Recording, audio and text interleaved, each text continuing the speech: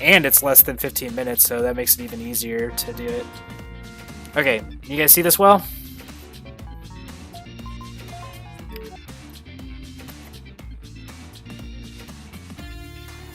Alright, so here's the run.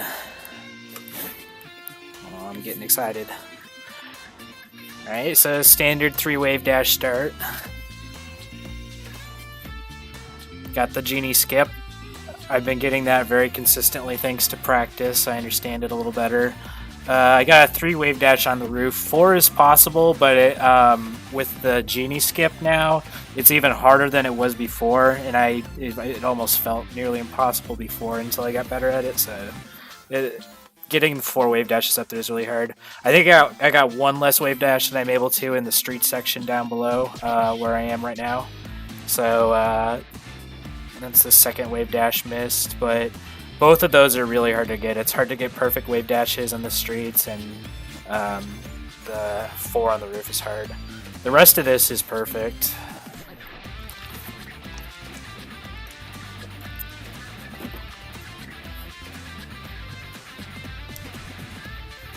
Alright, Desert Dash. If I remember correctly, I think I got a fast desert here, which is a new, I guess you could say route. It's a wave dash route that I use, and it also involves going for the using the genie skip from the previous stage to save time here. But it's all about the global cycles on the scarabs. You have to collect 2 scarabs in this level, and so the first one is coming up here. It's on the other side of that wall I just jumped away from. Really good wave dashes and movement so far. That was a big mistake, turning the other way. I almost wanted to reset there, but luckily I didn't. Okay, so because everything else had been so fast, I actually got a fast scarab there, and I would have had to wait anyways, so that was another reason why I'm glad I didn't reset, was because I didn't realize how fast my run through this level had been. And I actually had to jump back there to save myself from dying. I can't believe I did that on this run. I was really close to dying on that, and this attempt could have never happened, so thank goodness I had the sense to try to save myself and get through the level.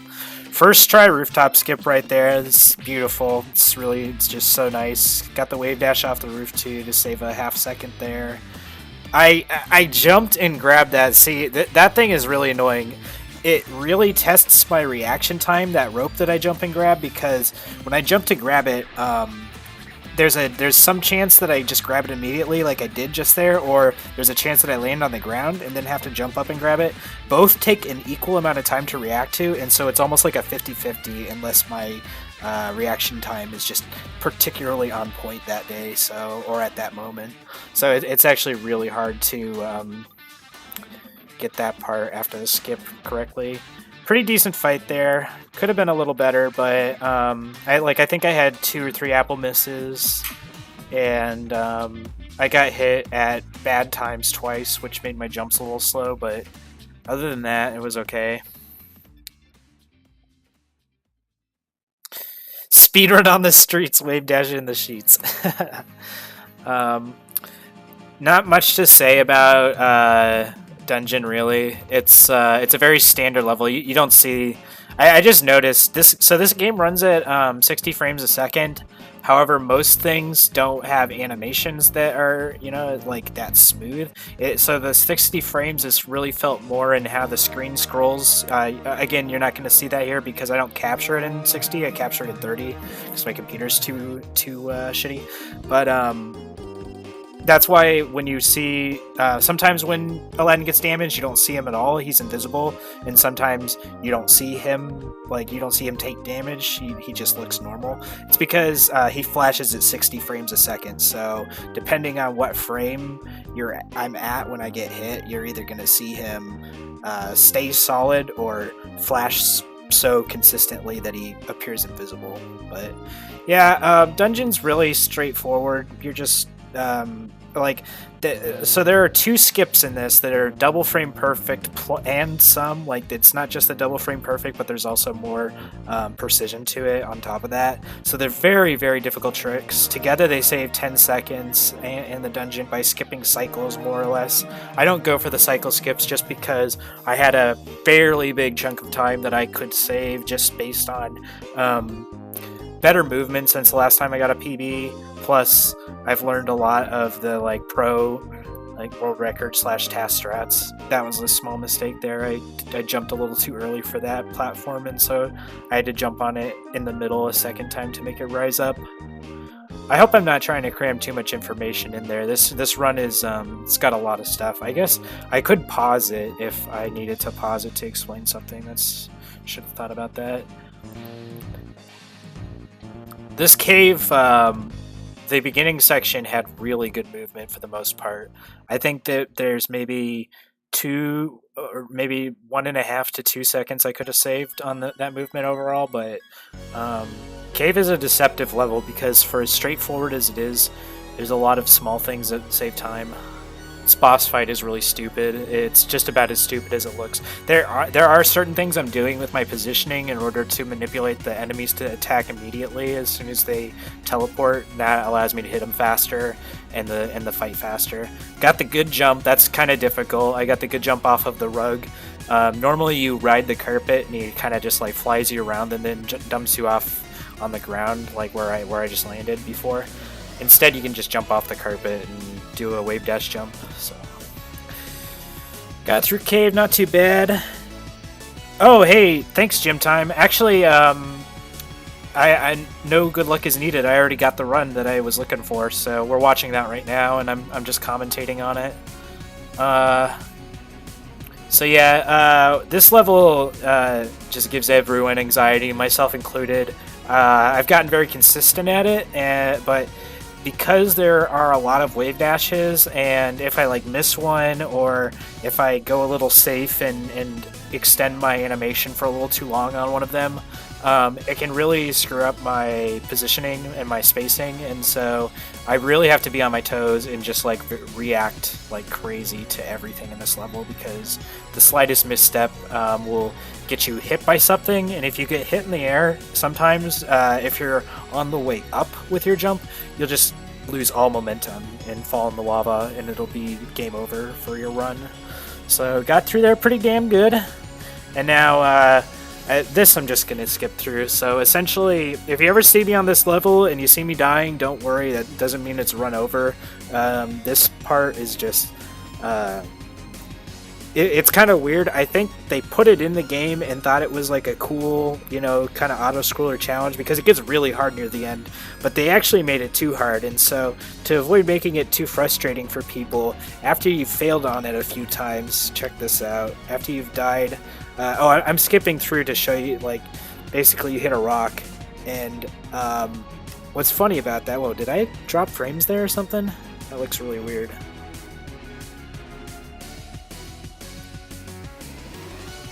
No, okay, I didn't.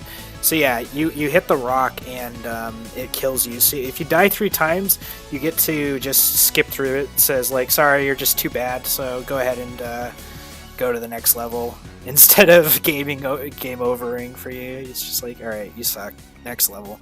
And that's actually faster than doing the level legit.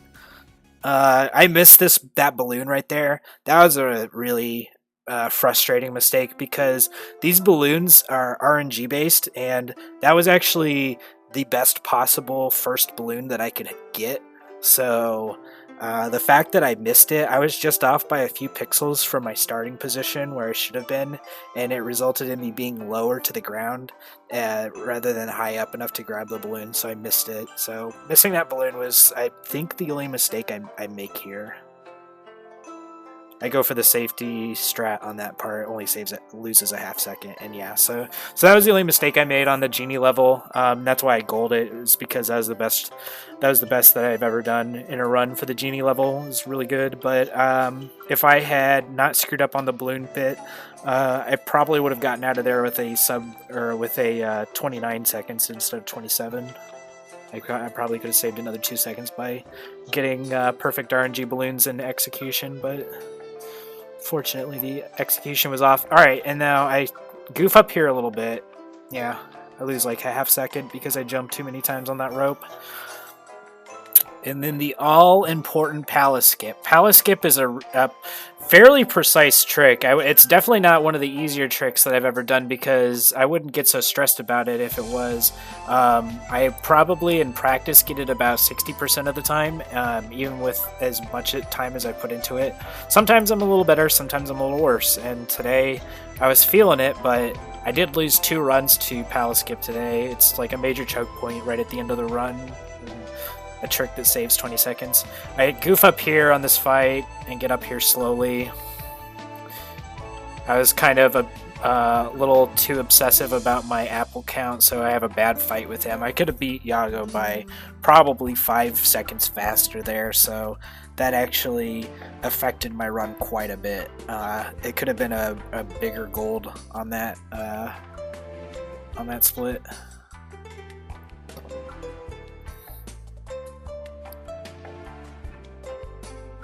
Taco death level. Exactly. This part, I've once fallen through there perfectly without like landing on a floor. It's possible, but it's very, very difficult. It may be frame perfect, I'm not sure, but for the thousands of times I've ran through this level, it's only happened once to me. This section I did beautifully. I practiced it really hard. When I swing my sword in order to minimize damage when I go through that section, and so that's about as fast as you can go it without the riskiest strat imaginable, which is to just go through without slowing down ever. That is going to require extreme precision that I'm just not ready for yet. It's going to be one of the things I practice though for getting world record run, is going through that bottom section without stopping. It's going to require me to it's not going to require me to do a healing trick, but I'm going to do it because it's going to make it a lot safer, and I'll probably finish more runs doing it. So we'll see how that all turns out after I've practiced it a fair amount. Pretty good fight. I practiced the fight the other night to try to figure out what's going to be optimal for me. That was just about as close as it gets, and I accidentally tapped the next split button really quickly after I finished the run, so I save it right away. But wait, I want to see what it actually ends up being because I barely get it. Look at that, 11:59.87. Holy shit, that's so close to not being a sub 12. Amazing. So yeah, there we go. Best run I've ever done. Any speed run. Very proud of this. So be submitting it. Let's see if the YouTube version's done yet. I'll probably stop streaming soon.